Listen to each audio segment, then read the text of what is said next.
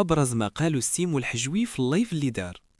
السنغال من حقها دير الاستئناف عند الطاس، ولكن بنسبة 90% الكاس تحسم للمغرب، لأن الطاس غادي تعتمد على نفس القانون اللي اعتمدت عليه اللجنة ديال الكاف. ولا قدر الله كان الحكم ماشي في صالحنا، بإمكان المغرب يديروا عاود الاستئناف عند الطاس، لأن المادة 82 و 84 واضحين وكيعطيو الحق للمغرب.